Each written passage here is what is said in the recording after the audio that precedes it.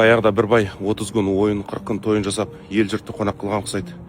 Сондағы ниеті халықтың ақ батасын алып, адамдардың ризалығына кенелейін деген ниет болса керек. Той біткен соң қызметкерлерін шақырып айтыпты, ана келген әрбір қонаққа бір қойдан беріңіздер. Бордақылап бағады ма, етін асып жейме, өздері біледі. Беріңіздер, бір мәз болып қалсын дейді. Қызметкерлер бұйрығын бұлжытпай орындап, әр келген қонаққа бір қойдан береді. Бай өзінің тыңшыларын шақырып алып айтады: ана адамдарды барып біліп келіңіздер, мені мақтап жатыр ма? Бір риза болып қалайын халықтың әңгімесін тыңдап. Тыңшылары әлгі келген қонақтарды аңдиды ғой, енді барып сұрайды: қалай бай, жомарттық танытты ма, жақсы күтті ме, той қалай өтті, сыйлық ұнады ма деп сұрайды ғой. Ой, құрсын той дейді. Той болған жоқ, көңілімізден шыққан жоқ. Мына қойды берді, сараңбай 1 метр жіпке жарамады деп айтады дейді. Қой беріп жіп бермеген ғой жаңа бай. Мен айтамын да, бай бол, мен бермейсің бе, қой бергесін бермейсің бе деймін да мен де. Достар, түйін, сен қанша жерден біреуге ұнауға тырыспа, қанша жерден біреудің көңілінен шығуға тырыспа, қанша біреуге жақсылық жасайсың, қайырымдылық жасайсың, соңында олар сенен теріс айналып кетуі мүмкін да. Жемей келгенде сені лақтырып кетуі мүмкін, саған разы болмауы мүмкін. Себебі олар өздеріне сені міндетті санап тастады да, сен оларға жақсылық жасауға міндеттісің деген сияқты. Сондықтан достар, жақсылық жасамаңыз емес, жақсылықты көбейтіңіздер. Алла Тағала Құранда фастабиқул хайрат дейді. Жақсылық жасауда жарысыңыздар дейді да.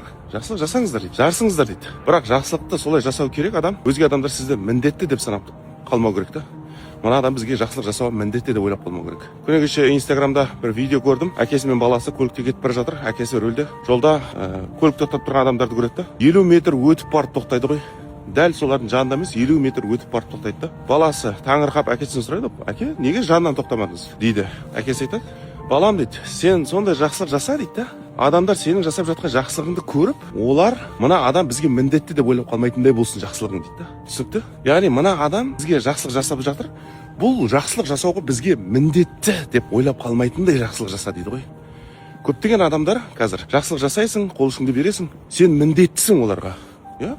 Сен міндеттісің, сен жасап беруің керек, оның ас үстіне түсуің керек. Мен айтайын, ондай адамдарға: аспанға үш, жерге түс, жердің астына кіріп кет, өліп қал, жүрегің жарылып кетсін, тіпті осы видеоның астына жаман комментарий жаз, басқа делать нечего ғой. Иә?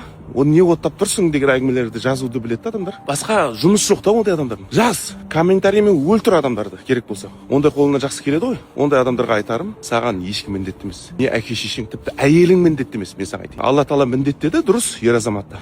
Бірақ кетіп қалып жатқан еркектер бар ма? Әйелдеріне ығыры шығып, немесе күйеуінен ығыры шығып кетіп жатқан әйелдер бар ма? Бар. Түсінікті? Сен міндеттісің. Құдай міндеттеп қойды, сондықтан міндеттісің. Жоқ, Құдай таңдау берді. Иә, бұйрық берді, бірақ таңдау берді, жасап жасамауды. Сондықтан саған әке